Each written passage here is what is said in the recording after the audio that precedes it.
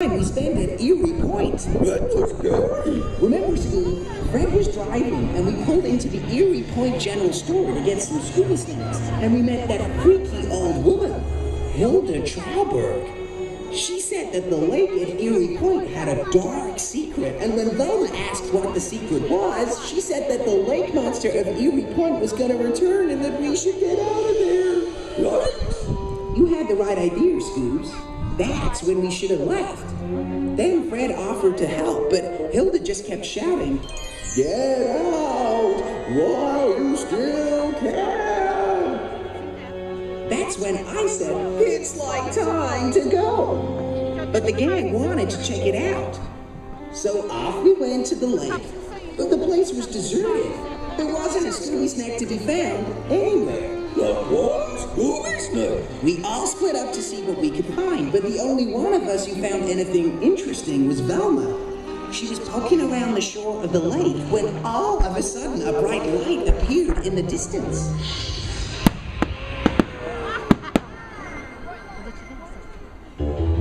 Velma went to take a closer look, and it was some kind of sparkling gem glowing in the dark. She picked it up to check it out, and whoa, she starts to feel all like woozy.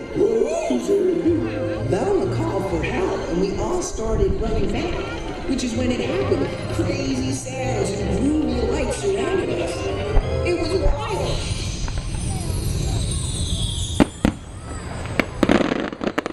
Well, we like split. Hilda Trauberg, the old woman at the store, was right. Erie Point had a spooky secret for sure. We ran into this crazy old caretaker. He told us 100 years ago there was a woman named Wanda Grubwort who used to live at the edge of the lake.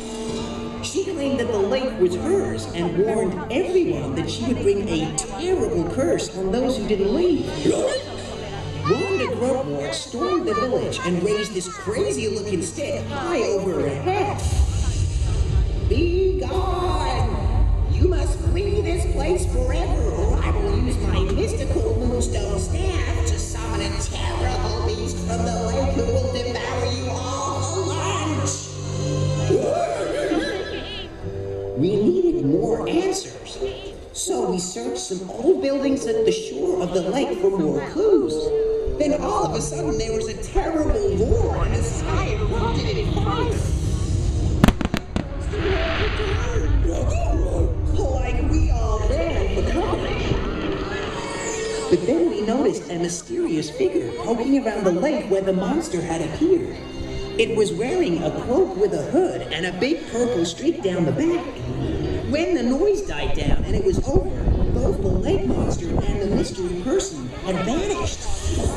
Or had they? Right on, Scoob.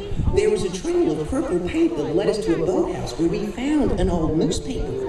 In it was an article that told us the rest of Wanda Grubwort's story. The villagers captured her and destroyed the moonstone staff, breaking it into tiny pieces.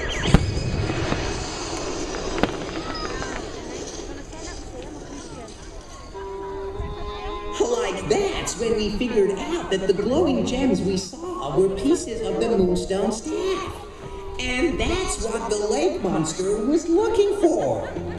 We read that Wanda Grubwort had a little girl who had disappeared, so it figured that the stranger in the cloak must be causing all the trouble.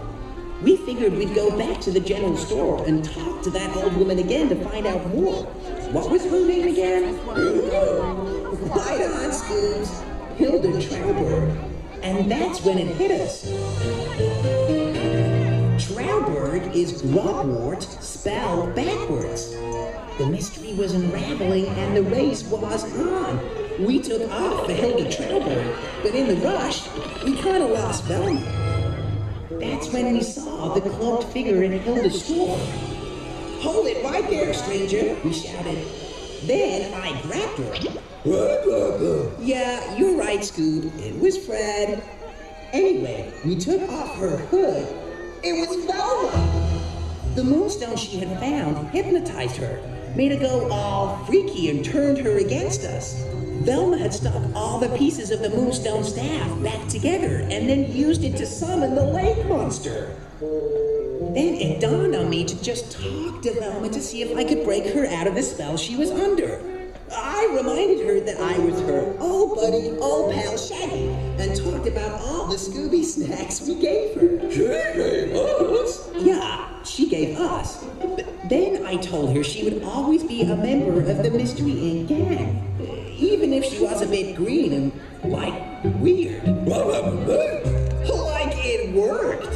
Velma handed over the spooky stick, and I smashed that Moonstone staff into tiny pieces once again. And that creepy lake monster was never seen again. Good job, Shaggy. And Wanda Grubwort was banished forever. And guess what she said? I would have gotten away with it too if it wasn't for you meddling kids and your dog. Scooby Doo. Thanks to you, Scooby Doo. Hey, everyone, if you hold up your torches over your head, you can pretend they're just like Wanda Grubwort's Moonstone staff. Hold them high over your heads and we'll make magic in the sky. Ready, Scoobs? Ready? Count it down, Scooby Doo. 10, 9, 8, 7, 6, 5, 4, 3,